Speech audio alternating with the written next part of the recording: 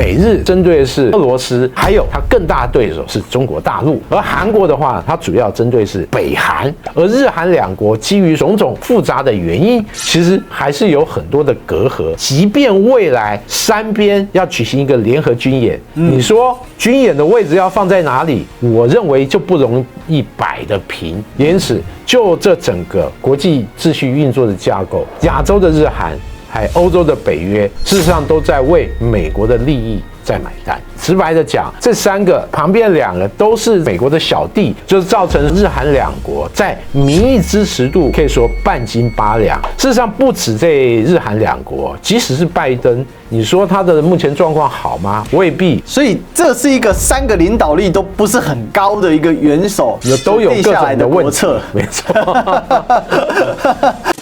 Ladies and gentlemen, welcome the host.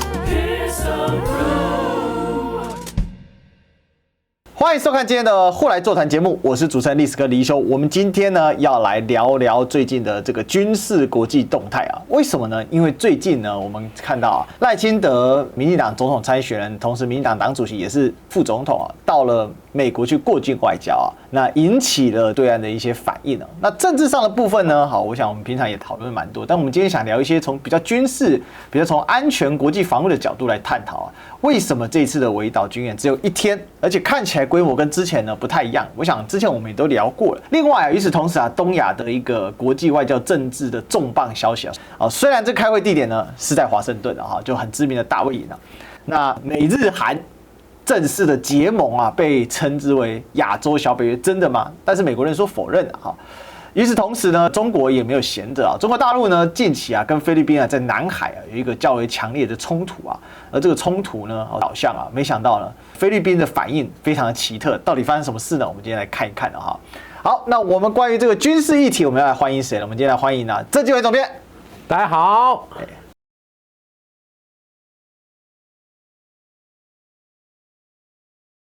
总编好，嗨，大家。那我们今天啊，就来谈谈我们军事的议题啊，因为最近这个事件真的是很多了哈。首先，我们现在看一下，这算是一个历史画面啊。好，因为虽然美日跟美韩之间关系一直都很紧密啊，而且我们也知道它是2战后，直白讲哈，就是美国体系下的国家哦，都是由美国辅导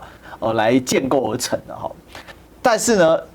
往年来说，日韩之间是非常断线的。我们知道文在寅时期啊，就韩国前总统啊，这个是非常的冲突啊。可是这一次呢，就站在一起啊，一起在大卫营来宣布最新的一个事项，到底在讲什么？这个联合记者看拜登很高兴，高兴到啊，夏威夷烧大火啊，上千人失踪，他都不太在意啊。对，这就是美日韩峰会促三边更紧密合作哈。那北京有亚洲小北约，这是个法广8月18号报道。这次会晤呢，拜登呢选择在大卫营美国总统的度假官邸接待了日本首相岸田文雄跟韩国总统尹锡悦。史上大卫营一直是众多的和平协议跟外交协议的背景，而这个其实就是他上任以来首次接待外国领导人，所以极具意义啊。那我们也知道亚洲沙皇就坎贝尔啊，他在一次的这个圆桌会谈里面呢，就提到说，这是一种极具象征意义的方式，表明我们对这一个重大事件的重视啊。那这也是3位领导人首次在国际会议以外举行峰会，也就是说，美日韩之前没有办法像这样举行峰会啊。3位领导寻求深化国防、技术、经济的合作，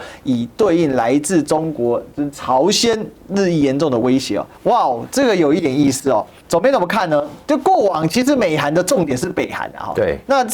美日的重点是苏联跟中国啊，对，那没有交集啊。我必须说，这张图让我想起来，这3个人今年见面的次数实在太多了。包括大卫营，还有之前这G7的广岛，对，那还有就是连北约维尔纽斯峰会，其实我们都知道他们都有去。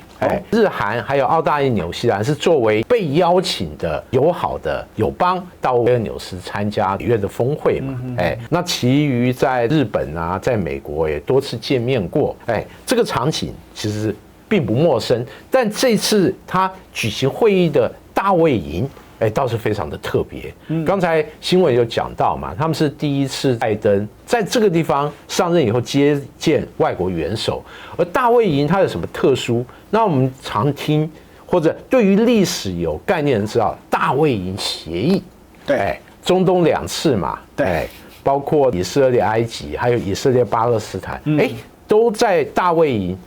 进行会议，而且缔结了一些重要的协议，它成为和平的象征。对，但这次在大卫营，它比较调性比较不一样，就是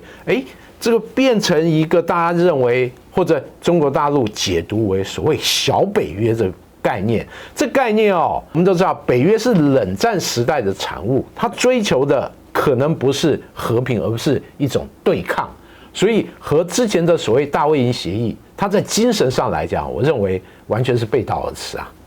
因为以前的大卫营协议讲的是我们来休战来止战，因为当时以巴或者是以埃以色列跟埃及都是要讲和的，是，这是很有名的。以埃那个和谈是最有名的，对，而且双方不管是以埃或者以巴，都打了很多的战争，对，大大小小的战争，族繁不及备载，可以这样说。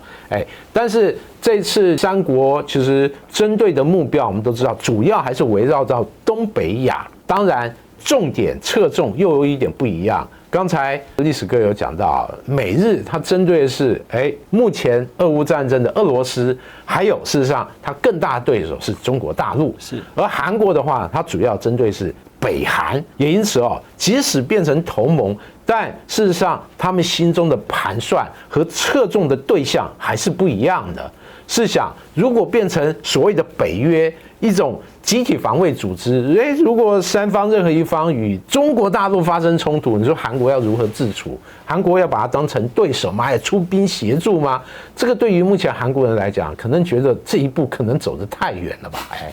这里面我也觉得有一个问题要来请教一下，就是说，如果说今天这个结盟，因为我们刚才讲假想敌是不一样的，那就会出现一个问题啊，那你不就等于被迫或是间接的推对方在一起嘛？因为本来中国跟朝鲜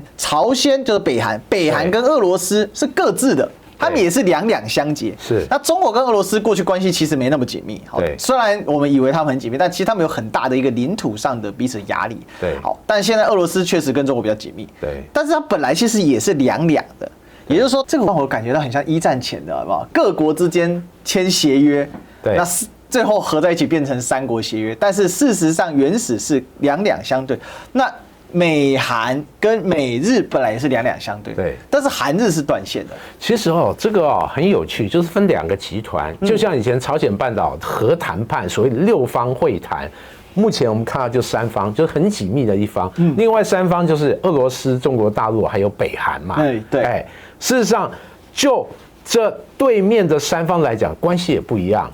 近期大家都知道，俄乌战争，中国大陆的态度就是维持中立，而北韩不一样。近期北韩和俄罗斯走得很近，大家都非常了解，北韩给予俄罗斯很多弹药，而俄罗斯给予北韩一些新的军事技术，比如说这1年半载，北韩频频发射一些飞弹，或者在某些技术后的突破，你认为是北韩他的技术人员忽然脑筋开窍，任督二脉被打通，怎么军事科技非要的那么快？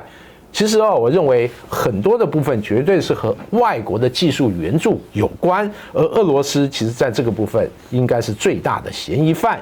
那另外，北韩给予俄罗斯必要的弹药，特别是供应俄军用于俄乌战争这种大规模的消耗，这也不是一个新闻。而且从种种迹象显示，他们双方确实在这个部分有很好的融合。那最明显就是绍伊古之前到北韩访问，还参加了北韩的夜间阅兵。那另外双方在很多军事合作这个部分，其实走得比俄罗斯和中国大陆更近、更前面。因此所谓的敌对的3方，事实上关系也是有所不同。所以就像这3个人的关系一样，虽然好像形成一个同盟，事实上大家侧重的和亲疏关系，事实上还有所不同。那我们可以很直白的讲，这3个其实旁边2个都是美国的小弟，但美国对于这2个小弟，他对待当然是不一样。对，第1号小弟当然是日本，而韩国他也心知肚明，在美国心中的天平里面，其实他还是对于日本对比来讲，还是吃亏很多的。是，所以是次等小弟的概念，应该是这样子，没错。不过我觉得刚才提到那个很关键，因为绍伊古去北韩。有人说这是认证的北韩是永和国家，是因为他的那些载具都是拿来发射核武用的。所以其实面对美国之前一段时间动作频频，事实上这张照片之前有很多张照片，就是他们在一起的照片，包括刚才总编提到在 G7 的时候，他们特别还一起下楼啊。对，那我可以感觉到，就是说，在俄乌战争之后，我们其实谈了很多俄乌战争问题，整个国际的战略形势发生了极巨大的改变，直接影响到我们整个国防的一个基本的认知跟概念了。对，所以其实，在这样的情况之下呢，六方会谈里面的3对3，远远比六方会谈时代还来得更加壁垒分明了。没错，现在大家说这新冷战格局已经打开嘛，我们从朝鲜半岛周边的安全环境，所谓的3对3这种冷战的氛围，其实已经非常非常的清楚了。是。所以我们就来看一下这个会谈你看像联合报它用这个标题就很清楚了，美日韩峰会披露在南海咄咄逼人，不会觉得很奇怪？你美日韩峰会你在南海咄咄逼人，这个美日韩都不在南海旁边，没错，但是他关心南海菲律宾你要加油哈。回过头来，这3国史上空前单独专程高峰会，这很重要，单独专程过去没有。再来3份文件刚才总编提到大卫营精神就是联合声明建构3边磋商的沟通机制大家也会说这是什么意思？就是说它这个机制它不再像过去一样它是临时性的，而是它要建立一个永久性的、定期的那承诺在攸关集体利益或安全威胁的时候，迅速协调因应行动。点名中国大陆竟然在南海危险的咄咄逼人行为，我们等一下会谈到其实就是菲律宾跟中国这个所谓水炮事件以及重申台海和平稳定是国际关系繁荣不可或缺的因素，主张和平解决两岸问题，所以其实还是要牵扯到中国因素。讲两岸因素、讲南海因素都是在讲中国那拜登还强调说，这是个新的伙伴关系不是一天、1周或1个月的事情，而是未来数十年的事情我们呢正在建立这些关系美国会全力支持下，你们2位领导力呢，让我们齐聚在这里那其实这句话也讲得蛮明显的嘛，意思就是说过去日韩的敌对这2位放下了对，你们都明白世界正处于一个转捩点。但是我觉得他这个注解还讲得太早。我记得拜登之前还说过，非常赞赏2国的领导人，可以放下历史的恩怨。但我觉得目前放下历史的恩怨，就韩国这边来讲，应该是尹锡悦或尹锡悦政府一些人，但整个韩国民众、韩国社会真的有放下吗？有点少，可能是未必这个想法可能太以偏概全。而且大家普遍还认为，尹锡悦目前可以说是蛮干，但他未来面临韩国下一次如果说期中选举，也就是他期中考试的时候，他是否还能占有优势或者大败？我觉得届时这个民意对他这一连串的施政一个检验、一个成绩单，我们才可以注解。尹锡悦是否对于韩国的政坛或者比如说对日本的态度，已经产生了一个不可逆的改变？如果到时候尹锡悦他的执政党选得很惨，就可以知道民意不认为他诸多的作为，特别是对日的态度是对的。是，其实尹锡悦目前支持度一直非常低那么30%左右吧。他那个支持度长期低迷这个是非常非常。其实对于这一点我跟韩国的外交官长期有联络，他们说这并不令人意外，因为尹锡悦上来他就不是一个因为他自己的政治魅力或者他们党有什么大家非常认同的主张，而是因为韩国民众不喜欢当时的执政党，也就是文在寅，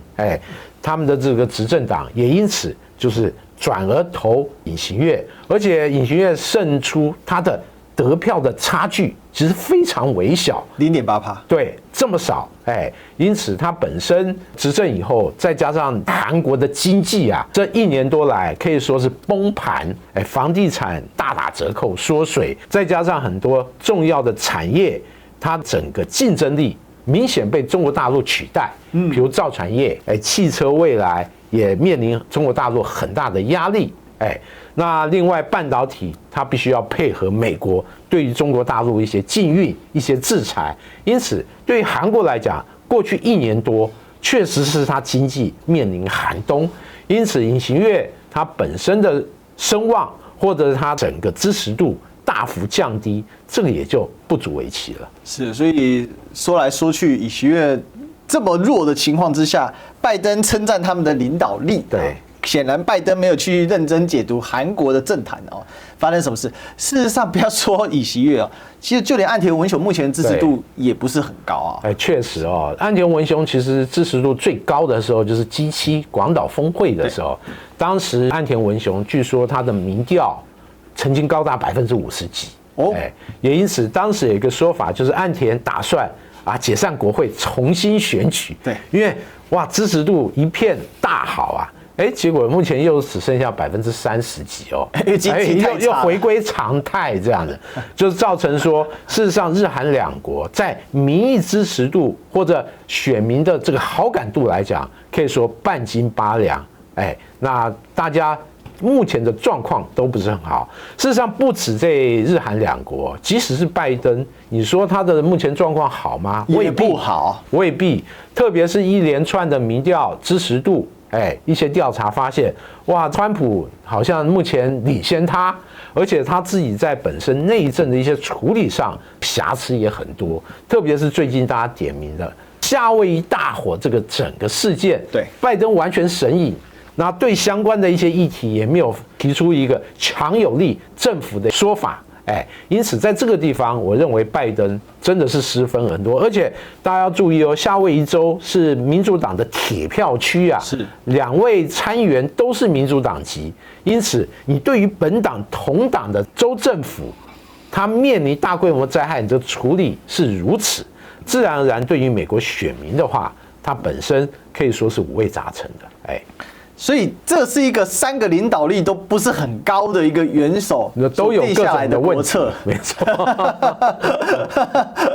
忙着骂别人就是了。再来，另外2份文件是大卫营原则，包括了3国领袖每年至少举行1次3方峰会，这就是机制化。对，那其实这个东西我们在之前后来座谈的其他老师的分享里面大家不知道有没有印象比如说刚才我们之前提到说，像是中国中亚峰会，它也建立这样机制，所以像美国现在也在学中国。在玩这种机制体系那3国的外长、防长、财长、商务部长、国安顾问每年也要开会一次，就是对接事务性的。那其实谈到这一步，那这个峰会就不会只是单纯的形式因为这个就会谈到很多事务性的。再来，3国每年要举行1次印太对话那也正是美国是不是就真的把日韩真的拉到印太这个区来呢？另外呢，由司长、局长、高级官员参加协调3方对印太事务的做法，协商约定将写入针对影响3国共同利益及区域安全的挑战。挑衅威胁，3方将迅速磋商制定相应方案那协商并不与既有的这一点就很特别，美日安保条约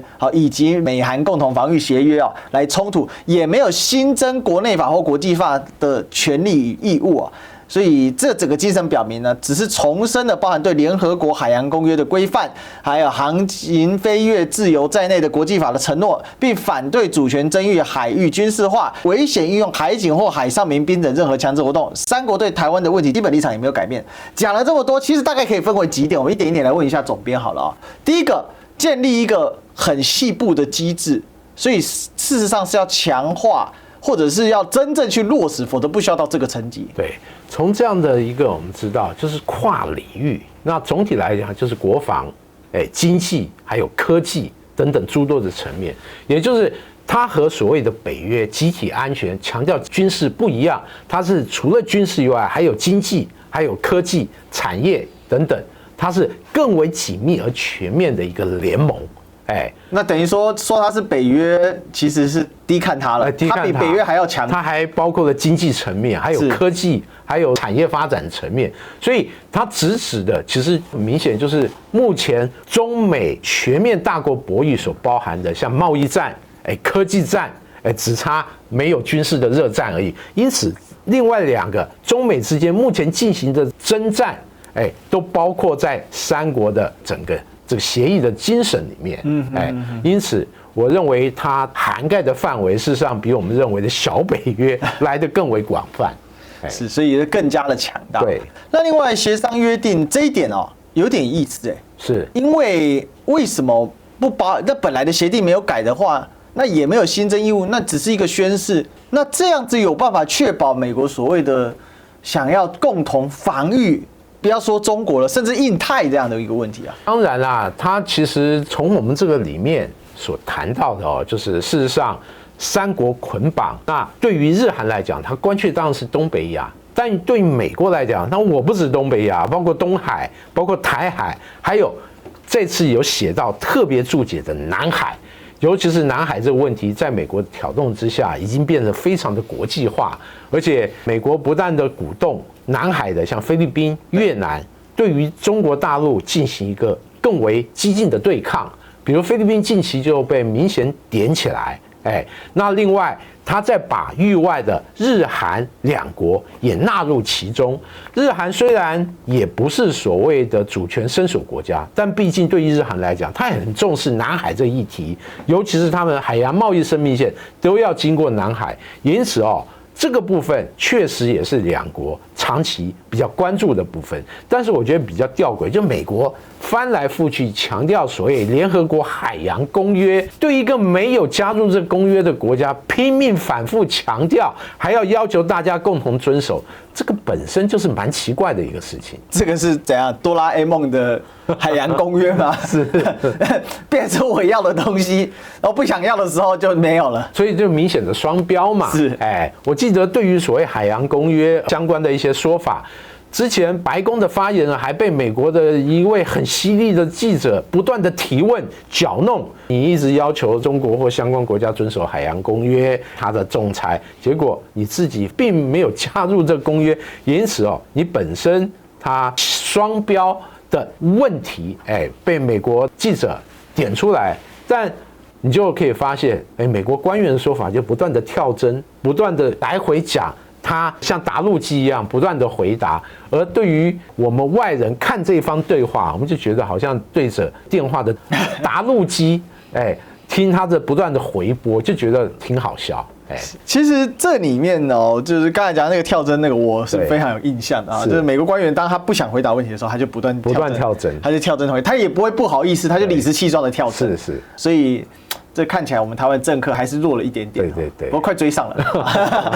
那另外，其实我有一个重点是想要谈，是说把日韩纳入印太。这个印太对话，这纯粹是对话，还是其实美国最主要目的就是想把日韩拉进印太这整个大框架里面？可是能够落实得了吗？因为我们要想，日韩有什么样的一个能量可以落实呢？靠这个美国的基地吗？其实这就是美国所谓的小多边、大多边的一个概念。我们知道，美国本来就和日韩分别有同盟的关系嘛，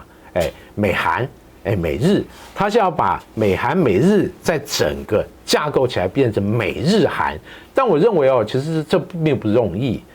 虽然三国在军事运作上的只管通勤兼征应该有一个很高的共通性，但你想，如果没有美国在其中穿针引线，日韩两国会进行一个联合作战吗？我认为可能很难很难吧？几乎没听过。或许情报交换会有啦，因为毕竟有机制嘛。但你说日韩两国组成联军共同作战，我认为就目前来讲很难。事实上，连两国共同举行联合军演，就目前来看也还没发生过。而他们一定是依托在美国的架构之下才会展开联合军演。而日韩两国基于说历史的恩怨种种复杂的原因，其实里面还是有很多的隔阂。那事实上，我们不讲那么复杂的东西。好，即便未来三边要举行一个联合军演，你说军演的位置要放在哪里？我认为就不容易摆得平。比如说，就美日两国我可能在东海进行一个针对中国的一个威慑性的军演。你说韩国参加的时候，他们就觉得怪怪的。我的主要敌人又不是中国大陆，对啊，我去跟你搅弄这个干嘛？所以就是在实际的运作上来讲，我认为未来还有很多部分有待观察的。是，所以其实像韩国，它的主要敌人就是北韩嘛，对，没有别的，就是南韩打北韩。当时他加入美国的安全体系，他的目标就是要自保。确实，但是不是针对中国？但是日本因为他在苏联跟中国都有长期而且悠久的历史的恩怨，所以假设他的主要的敌对对象是可以理解。而且还有一个点，日本是岛啊，南韩是半岛啊。而且其实日本的安全威胁它有一个脉络，在冷战时代面临苏联主要的威胁，其实它当年它防御的重点是日本北方，比如北海道。最精锐的装甲部队就在北海道，但是冷战结束以后，慢慢的他发现来自中国的海空军对他的威胁越来越大，也因此这几年他把防务的重点放在西南诸岛，也就是离台湾很近的，包括冲绳、钓鱼台、宫古群岛周边这些西南诸岛，因此这几年他防卫政策的调整非常的明确，就是大幅加强西南诸岛的安全防务。这样的一个变动，事实上和韩国目前所侧重的防务的方向、防卫的重点还是不一样。韩国最重要就是南北韩陆上相连，其实它对于他来讲，来自北韩的威胁是最直接而唯一的。是，所以这个联盟真的能长久吗？这就是大家所疑问的哈。另外呢，三方会谈当中强化安全印太半导体供应链、科技、清洁能源公共领域，就像刚才总编讲，它其实是一个多方位、多层次，而不是单纯只是在军事层次的一个合作。但是针对到底美国现在跟中国要什么样的关系，怎么样定调呢？那拜登又奇怪了，你在搞了一个小北约在人家家门口，把人家堵住。结果呢，他这边说哎呀，第一个，我期望也许今年秋天我们能够呢在印尼巴厘岛来相会这我非常的期待了我相信拜登应该换一句话说的。I cannot wait for 再来呢，拜登呢邀了习近平11月访美出席旧金山 APEC 会议当然现在习近平会去就卡到一个问题了，因为他还制裁了 APEC 香港的李家超吧，对香港的特首了所以现在就卡在这里那另外呢，两人可能在9月的新德里召开了 G20 场面会，我认为是没有了。能够同框照张相对不错了至于呢，中国大陆和北韩呢，借批评三国企图在东北亚建立小北约迷你北约白宫顾问苏利文就说：“放心，没这件事，我们只是开启了美日韩的新时代，这很明显不是太平洋北约。”其实刚才总编答了这个答案。因为不是北约，是比北约更紧密。是，而且其实美方这些做法和官员对外的说法，我说场面化，当然是有很大的落差。尤其是作为中国大陆是他们共同咬齿的对手，事实上对此也了然于胸。但是我必须说，中美关系那到目前这个地步，基本上中国大陆对美国是毫无信任可言。基本上就是说一套做一套。我们过去可以看到，美国包括财政部长还有一些官员或者布林肯国务卿访问中国大陆，好不容易敲定，但不管访问前或访问后，那美国都会有很多波折，比如要通过什么制裁中国大陆的法案强化与台湾关系的法案，或者某一些经贸对中的一些新措施。那对于中国大陆来讲，这个招式已经用老了，就是你说一套做一套，非常明显。这就是为什么可以解释，在军事这个部分，中国大陆在他的国防部，就完全不鸟美国国防部。美国国防部奥斯汀一直还抱怨说，我打热线中国大陆方面都不接美国强调他们军事上要做一个安全护栏。但我们观察这一阵子中美之间整个博弈的过程，那就中国大陆角度来讲，护栏有没有已经不重要了，因为给你一个护栏就是给你一个框框，给你一个空白支票，你在支票上任意写金额，你会制出多少对中的制裁？其实中国大陆其实是认为你会不断的发牌，因此我给你护栏，反而让自己陷于很被动不利的局面。我宁愿没有这个护栏，大家走钢索，看谁狠。那我认为中美之间目前博弈和交往就处于目前这种很微妙而吊诡的现象。是，其实刚才左边讲到一个很重点，因为现阶段所谓的护栏，中国是反对的是，但是中国意思是说，那有护栏更危险对，他们之前还拿了一个很神比喻嘛，安全带嘛。对，你系了安全带，你更会飙车。另外一个说你不系安全带很危险。没错，那这个观念完全在不是一个平台上，所以我们也可以看到这个亚洲小北约的形成，某种程度还是以美国的思考为中心对。那日韩呢，主要还是做配角。那他们的主动的积极性在这里面，能够它可以得到什么好处？它可能变冲突第一线啊。其实对于日韩来讲，其实我认为它本身的处境也蛮尴尬。一个很重要的原因就是境内都有美国的驻军。对，美国的驻军，美国驻军其实对于日韩来讲，就像孙悟空的紧箍咒一样，紧箍咒，罩在那里，你必须为美国的利益全面买单。我认为这不只是日韩，事实上整个北约在很多地方也被美国所裹挟嘛。比如说俄乌战争，我们事不关己看俄乌战争，我们都觉得受害最大除了俄乌两国以外，欧洲实在太惨了。对，不断的要提供很多经济的资源，还要提供无偿的军火，结果自己的能源价格因为失去了俄罗斯便宜的能源，通货膨胀，能源节节高涨。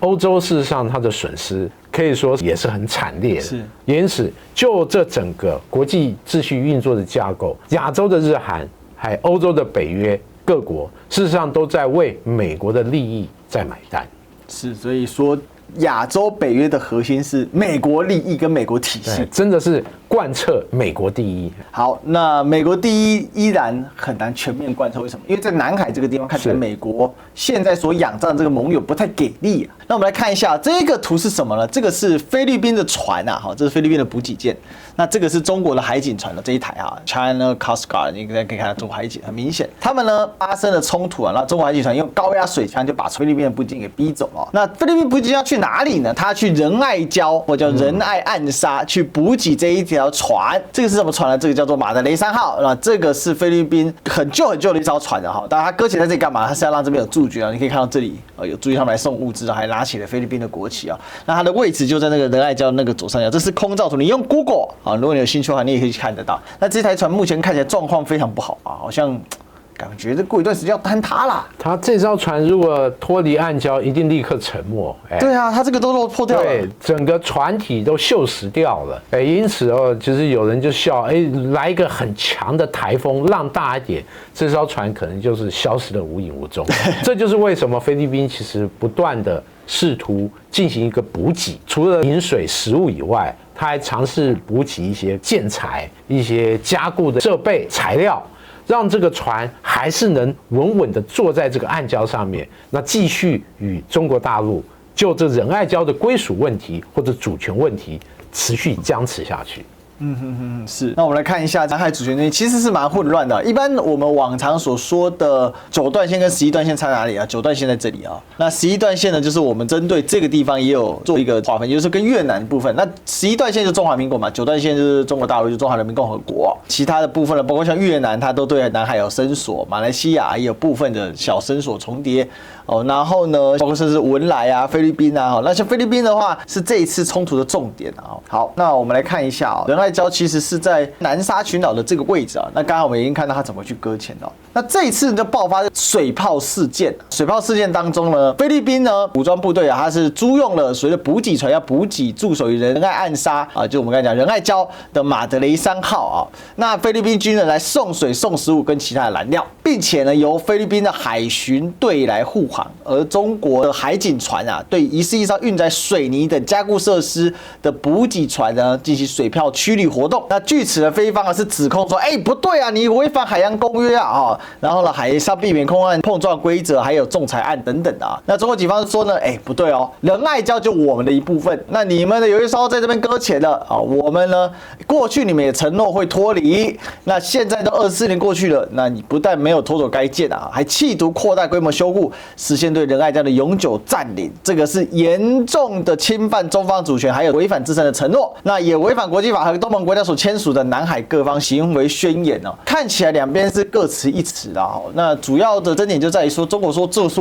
我的行政的部分，那菲律宾是觉得说我做补给干你什么事情？你来干扰我的行使补给的权利？对，其实对于南海的主权伸索主张，其实两岸其实有高度重叠嘛。当然这是有历史因素啊，特别是二战结束以后，其实中华民国海军当时有派一些2栖船舰到南海一些岛礁进行探勘，而且还树立一些象征主权的一些界碑。很多岛民其实是刚是，而且像这些叫做什么中舰岛等等一些名称，就是因为当时这个军舰到那边去进行探勘，然后以军舰的名字来命名哦，它是有一贯的主张。但是我们都知道，南海后来因为有油气，有各种丰富的资源，因此引起周边国家相关对它的一个主权。当然，我觉得就仁爱礁这事件来讲哦，我必须讲，这是一个真的很难解的议题。对，特别是在国际上，主权、领海，这种领土领海争议，对，是无解的。要用和平方式解决，那本身是一个很高难度的一个政治艺术。因此哦，看人类的历史，对于这种争议，通常是用武力或者实力来解决。当然，我们是不希望未来南海会形成这样的一个极端的状况之下。但是哦，不可否认，在这种双方或者当事国或者多边国家本身内部退无可退的状况下，事实上也就是为域外国家在这里面做文章、煽风点火提供了一个很大的一个空间。这就是为什么南海议题哦很难解。虽然行为准则大家都觉得我们应该要有一个准则，对各方都有约束，但到目前为止还是谈不拢。虽然据说这几年好像机会蛮大，但在目前美国这样做文章或者运作的状况下，特别鼓动菲律宾和越南，这个行为准则能不能真的顺利签下来，我认为难度还是不小的。好，其实刚才总编讲到说，南海行为准则其实是今年北京外交的一个重点啊。对。但以目前这个剑拔弩张的态势哦，至少菲律宾是很难现在签得下去。虽然我们知道马可仕啊做了一些退让啊，因为我知道现在菲律宾小马可仕哦，他呢就有提到，他一开始很强硬的，他说啊，中国说什么有这个条约啊，我不知道。那如果我知道了，那我也会废除它。讲的一副虎虎生威的样子哦。但有人说那个是杜特地搞的。对。那到底有没有这件事情？反正中非各执一词。但我觉得很妙啊，怎么会有这种国际之间的条约可以说失踪就说失踪，说不见就不见哦？对，我觉得这个是一个强词夺理，这样就没有契约精神。对。不管你县政府或者前任政府，都是菲律宾政府，不能说你换了人当家，结果你政府之间签的这个协议或条约就可以片面不认账。我认为这种说法就有一点强词夺理，这个赖账的味道啊。但总体来讲，事实上，小马可仕我认为他本身面临内部的一些亲美派的政治压力确实很大。大家回顾一下今年，当时他还到中国大陆访问，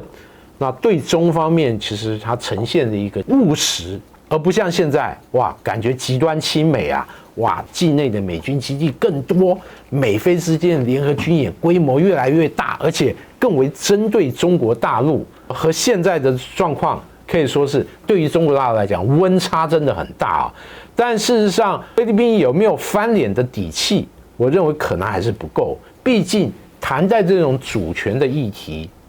实力还是最重要。以菲律宾目前在军事力量还有整体国力，那跟中国大陆逊色不是一点点，而是非常大的状况下，是否就像杜特地总统当时说的，我们就是打不过人家，我们就是没有办法抗衡人家，采取务实的态度，即使美国在后面给予一定的支持或者一定的煽风点火，但事实上对菲律宾来讲也很清楚，即使美菲或者其他国家与菲律宾举行再多的军演总是有时限的嘛。来参加军演的这些美国，或者澳大利亚其他国家的飞机船舰，那演习结束还是会离开啊。靠我们菲律宾这几艘船、几架飞机，是不是能够跟中国大陆进行一个高强度的对抗？我认为对于这一点，菲律宾本身他心里还是很清楚的。我想还好没有看绿媒啊，不然呢菲律宾都觉得自己雄壮威武。是因为我们把那个美菲军演讲的哇，这个对中国的威胁很大。那到底有威胁多少？我们来看一下这篇报道就知道了。菲律宾不参加美日澳联合军演，不愿变成抗中棋子。怪怪的哦，各位。那怎么会这样呢？我们来读一下美日澳三国呢在南海的军演呢，菲律宾却没有参加。在南海，结果菲律宾不参加。菲律宾方面表示没有能够起降美日澳飞机的军舰没有能够不是本来就知道的事情吗？难不道你菲律宾现在有航母吗？那已经取消了参加正式联合军演的计划。那这次的表态是相当值得分析的，为什么呢？因为菲律宾不参加美日澳联合军演，还透露出菲律宾的某些态度菲方的说辞是没有相关军舰，那实际情况分析，这似乎有些牵强。或许菲律宾真缺乏相关的军舰，但这不一定是真正的原因简单来讲，就是说，你没有相关的军舰起降飞机，那你就参加又不一定要起降飞机嘛。那依照呢菲方积极跟美国联合军演的态度如果菲律宾来参加此次联合，美国也同意了。那不管是不是缺乏相关军舰，菲律宾都是能够参加的。菲律宾是取消参演的计划，也就说明了原本菲律宾是准备参演，但某些原因放弃了该计划。菲律宾这一态度转变其实非常值得考究。那到底什么原因呢？就刚才总编所说的吗？那个金价怕不一样嘞，算了吧，对不对？我被美国逼急了，那连一下，结果现在呢？光一个海警船我就被水炮喷得哀哀叫了，那算了，别再掺和了。菲律宾的他武装部队的装备也确实很贫弱他说的自己没有比较大的军舰能让参加演习的，包括美军的啦、澳大利亚的或者自卫队的直升机能够停的军舰。菲律宾确实没有，它比较大的船是美国海军船退役，然后送给菲律宾的船舰。我们都知道。这场所谓的2栖登陆演习是代号海浪的演习。对，那根据之前所得到的讯息，澳大利亚是积极参与的，甚至派出一艘坎培拉号2栖攻击舰。后来随着讯息越来越多，让我们了解美国的美利坚号2栖攻击舰也要参加，甚至日本的出云号这种所谓的直升机护卫舰，也就是所谓的准航母也要参加。哇！这个相形之下，菲律宾就相形见绌很多，尤其是参加的3方都有2栖攻击舰，而菲律宾本身除了2栖船舰，比较小的，还有一些破旧的护卫舰以外，没有拿得出可以上得了台面的船舰，再加上它直升机、飞机本身航空器也是破烂陈旧不堪那少数几个美元的这种直升机妥善率如何，能不能立刻派上用场，事实上也难说。因此这场演习按照原先的脚本，就是澳大利亚大概出动1200多人。那菲律宾700多人，美国大概是200人左右，但美利坚号它本身它人数就很多，最多它有2000多人，因此它等一个旅在上面。就目前的讯息来看，和之前所公布在人员的组成、总兵力来讲，还有很多不合理的地方。到底最后出动的总兵力如何？我认为要等演习实际去做的时候，大家才更了解到更为细部的一些状况。是，但主要问题还是在于说，那菲律宾为什么突然不参加？就这么单纯？还是菲律宾它的盘算就是我这边挪一点，那边挪一点？菲律宾到底在想什么？其实菲律宾的盘算很简单我目前就是虚张声势嘛，特别有美国还有澳大利亚等国站在你背后支持，但把和中国大陆的关系闹到极度极端的状况，事实上这不符合我的利益为什么？你这些靠山来来去去，总是有回去的时候，到时候闹得太僵，就是我菲律宾直接面对中国大陆，我是没有对抗的底气。或许事情闹大了，美国是不是可以顺势拿来与中国大陆进行更高强度的博弈？但是博弈的结果，菲律宾到底捞到什么好处？我要付出什么代价？可能菲律宾本身盘算一下，闹得过僵也不符合自己的利益，因此对于这种军演有所转折，或者对中的态度有一些调整，这也就不足为奇。毕竟每个国家，特别是像菲律宾这种弱国小国，周旋在大国之间，其实维持某种适度的平衡或者弹性的处理，对他来讲才是最好的。怎么突然这样听下来？那这个时候只有2种可能了，就这菲律宾是假新闻，要么就是台湾的假新闻，总要死一个。因为照台湾很多媒体报道，菲律宾已经完全倒向美国了。对。可是刚才总编一轮分析下来，似乎是没有但是这是一连串的反应的，我必须这么说。因为日韩是被美国绑定很深，菲律宾大家以为他是美国的小老弟，结果没想到菲律宾反而能够在这当中做出更多的这种低情商讲叫反复横跳。高情商讲叫做左右逢源我觉得有一个比喻很好之前蔡英文总统说，美中台3边关系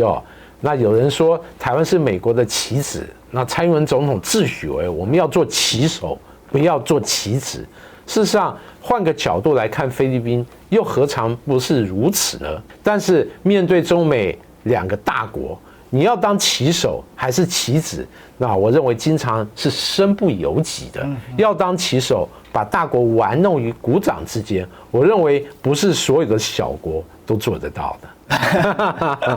你如果没有掌握关键的一个利益或者是要素的话，很难。我认为全世界范围做得最好的小国是哪个？新加坡，就是北韩。哦，是北韩。哎，哦，他一方面可以跟美国的总统见面，对，后面又有中国大陆做靠山，然后所谓六方会谈谈了半天，大家发现谈了半天好像回到原点，没有什么进步，原地踏步。但北韩已经对于迈向核武国家，已经一步一步的实现。核武就是北韩确保国家安全的一个尚方宝剑、镇国利器。试想，他真的获得核武以后，那美国到目前为止还没有与任何核武国家有对战交手的记录。对于北韩来讲，当然就是它安全上的一大确保。所以反复横跳，或者说左右逢源，或者是懂得当棋手这件事情，其实是非常考验领导人智慧的。那办得好，那你可能就会改变你整个国家的外部形势。那如果办不好，那可能呢，连你的民调都会崩盘对，来看看李希月。不过南海的冲突还有一个点这是距离越南最近也是整个南海诸岛或西沙群岛里面距离越南最近，叫做中建岛。据说当年呢，就是由中华民国海军中建舰。对，战车登陆舰，对，来命名因为当时派了4艘军舰嘛，是去各地去插旗的这是其中的。这个岛本来几乎都是珊瑚礁的石块是。那大家为什么看到这个有绿绿的呢？那这里有2块因为这个图比较小，大家可能看不清楚这个是解放军旗跟中共的5星旗，但是比较模糊了我有在网络上有看到比较高清版本的。那这个是用植物件种出来，所以说这个岛现在在发植物也就是说这么多年经过了共军的经营跟维护之后，这个岛越来越完善了。不过它还是很小了那这个是什么呢？这是因为中建岛呢最近在盖新的跑道，接下来可能呢部署的防空岸置飞弹系统甚至呢不仅可常态监视越南军事活动，也巩固扩大其反介入空中拒止防御权。也就是说，因为它在哪里？它在整个中国的所谓三沙市他们现在成立一个三沙，西沙、南沙跟东沙嘛那这个三沙市里面呢，就是说以永兴岛为一个核心，它是军民合用，这个算是它很重要的一个布防点。总编你怎么看这个中建岛的扩建是不是就是直接反映的说你越紧张没关系，我就把岛加更加的军事化，更加的堡垒化，那我就用形式来打败你，反正你们也只是演习，那我不仅不走，我还强化我不走的理由。其实我们这中建岛，我们对比一下，目前在南沙像美济岛、永暑岛、华阳岛等等，其实它相对还比较原始，人工化的程度没有南沙几个大岛来的大特别是那几个大岛有很长的飞机场跑道，对，还有相对完整的码头，还有一大堆仓库，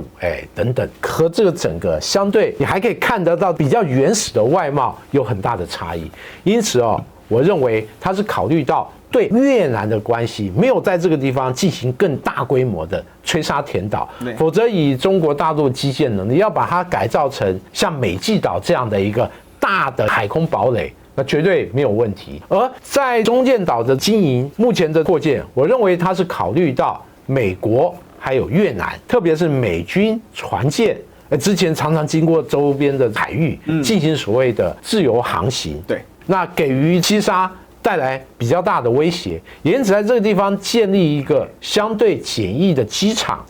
它不像美济岛那么大，可以与后方的三沙市的永兴岛的大机场互相辉映，这就是作为对越南一个前线的岛、前线机场这样的一个概念，与后方的永兴岛更为完善的机场互为移角，来确保它整个西沙它在防务上更为稳固。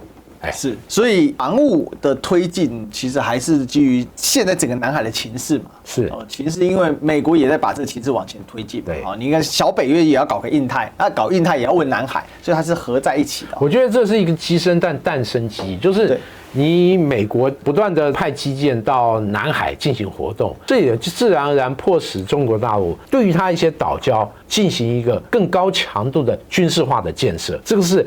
危机或者对立或军事矛与盾的螺旋上升，互相催化，但是极端的发展下去，其实并非大家乐见的一个结果。确实哦，还是要和平比较重要哈。但是，最近台湾周围又不太和平啊。是，最后我们来谈一下又来一次的围岛军演哦。这一次呢，东部战区台岛周边组织海空联合战备警巡和联合演训，这个标题跟上一次我们谈的时候是一样的耶。是哦，所以呢，这一次怎么做呢？哈，这包括联合警巡啊，大家都很多了哈。协同重点啊是演练基建协同、夺取控制权、反潜科目等等等等的。还有呢，就比如说呢，包括呢战区海军多艘驱逐舰，就包括陆海空军都出动了，还有包括火箭军也有啊，火箭军长岛的火力单元等等，看起来很热闹啊。那我问一下总编啊，这一次的围岛军演看起来是比较低调啊，跟我们刚才所谈论的这一系列形势的发展有没有关系？其实老共在台海周边其实也是在做备守啊。这个台海当然是中国的核心利益啊。但美国不断的挑战中国大陆，他所强调所谓核心利益，尤其是所谓大卫营这个会议里面，那事实上中国大陆之前就研判，他们一定会触及台海议题。对，那果然在共同声里面有针对台海有做一些，事实上和官样之前所发表的论调，甚至一些广岛峰会或者维尔纽斯北约峰会所谈的针对台海的关切，也就是特别是注意到不能片面用武力改变现状，这个精神是一样的。也因此，对中国大陆来讲，我当然要做一些适度的反应，而且反应的时机正好也是赖清德副总统他到东南美洲进行访问，尤其是赖清德副总统已经作为民进党下一任总统候选人嘛，那这次到美国访问，按惯例又是会见很多美国的政界人士，虽然美国给予很低调的处理，但毕竟对于赖清德这次访美行，在选举这个因素有一些激励和吹票的一个效果，因此对于中国大陆来讲，我借由联合战备警巡一个适度的他们认为的军事动作，打压一下民进党，这也有它政治附带的一个效益。是，不过我们回过头来就是这一场军演虽然政治性很强啊，但是也确实出动了一些基建那像这个是，这就歼10C 战斗机。这个是从机场起飞，它可以从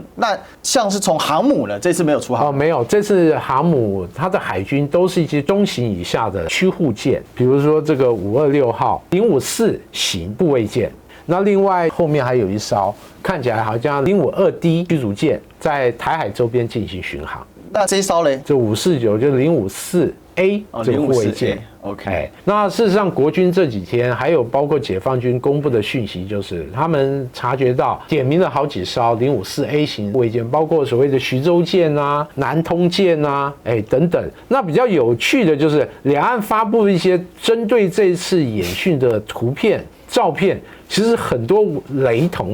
就是两岸的文宣手法都差不多。比如说这张。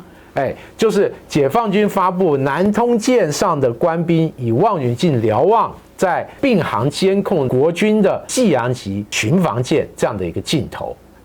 那形成一个画面。这一张是国军所发布的，我们军舰上以望远镜瞭望解放军054A 的护卫舰的一个照片，两相对照之下就觉得非常的有趣啊！我第一眼看到还以为说是不同角度，结果原来看的是彼此对照，竟然还都穿一样橘色的。对，而且它的方位站得还不错这个互为对立面所以完全是角色互异。这就是说明了两岸之间一个很敏感、很特别的一个微妙的状况。确实所以整体来讲，这一次的围岛军演，就军事意涵上有没有什么强烈突出的地方？我认为它虽然是一个军事演习，一个纯的军事动作，它更多的是释放一些政治的意涵。政治意涵大于军事意涵。而且演习是宣布8月19号开始，8月19号当天。大概有20几架次的解放军飞机飞入国军的防空识别区里面我们从这个图就可以看得到。但是第二天就是8月20号，当天我们发现，没有一架解放军飞机飞到这些识别区里面。主要原因是什么？刮台风。主要原因不是台风，而是天气太差。哦，天气太差。对，20号当天，我想台湾很多朋友都依稀还记得哦，下大雷雨啊，闪电暴雷不断，因此对于空中活动来讲，这是一个非常不利、恶劣的一个状况。因此哦，解放军飞机也就是没有进行所谓的空中巡逻。所以是大暴雷雨让我们减少被解放军军机接近，至少那一天没有什么太多的活动。但是未来这个演训会执行几天？我看解放军官方东部战区是没有说我要执行几天，也因此什么时候会结束？还有未来在演训里面还有什么样的高潮或不同之处？我认为还需要继续观察下去。是哦，我想我们今天针对了整个情势做了很多讨论，因为台湾现在很明确的是说，政治上的形势是赖清德机会越来越高了。那外部的形势对于中国大陆来讲的话呢，都有小北约的建议，还有就菲律宾在杜特地时代是关系非常良好。其实前阵杜特地还去中国大陆访问，还去北京一趟。那我们也看到习近平其实有接见他嘛，那事实上他也是希望中菲的关系是好一点的。可是进入到了今年开始，发现很多事情都已经渐渐的朝向美国所希望的走，但是能不能完整化，能不能落地化，我觉得这是一个很大的关键啊。最后我们在讨论一个现象，我觉得这个想起来有一点心中隐隐不安，特别是每次台湾有重大选举的时候，我们都知道大陆官方对于武力恫吓或者一些大动作，他尽量避免。对，但是他这次会宣布一个联合战备警巡，那结合所谓 ECFA。是不是要讨论有可能终止，就代表了中国大陆他已经不在乎台湾内部它一些重大的包括选举啊、各种议题啊、各种状况，而是他做他认为他应该要做的，也就是中国大陆对台，他可能越来越不在乎台湾方面想什么、正在做什么，而按他自己的节奏去做。这一点的话，我认为是两岸关系一个很微妙的改变，它未来所引发的一些蝴蝶效应来讲，或真正产生什么影响，大家千万不能轻忽。是，所以整体来讲呢，我们通过观察这一些军事上的结盟啊，还有包括整个共军在围岛军演它所展现出来的一些动作的程度事实上我们还是要非常警惕的是，而且整个东亚的局势并不是那么前景乐观了。对，如果持续的结盟下去，很有可能还是会有一些硬冲突的。那关于呢军事防务问题要怎么解决呢？我们呢要多看亚太防务杂志哈。谢谢。这个呢是总编呢我自己办的杂志，是月刊。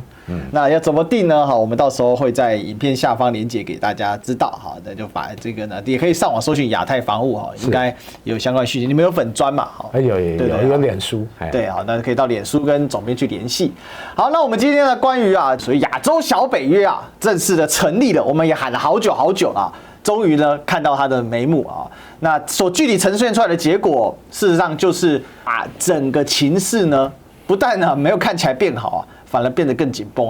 但还是不是只有一条路可以选？你看菲律宾，它虽然被美国压着跑但是它事实上还是蛮灵活的那台湾可不可以有这样的灵活？还是三不五时还要被围岛军演越陷越死？这其实是台湾未来要选择的道路了啦。OK， 好，那我们今天呢过来座谈我们就聊到这里了。最后还是要帮我们按赞、订阅、分享、打开小铃铛，然后加入我们的会员，让我们可以做更好。也欢迎大家可以超级留言、超级感谢，或者线下的赞助绿界、PayPal、微信或者是邮局，让我们可以获得更多的支持跟粮草喽。好，那么再次谢谢郑总编，谢谢，好，再见，好，那我们下期见喽，拜拜。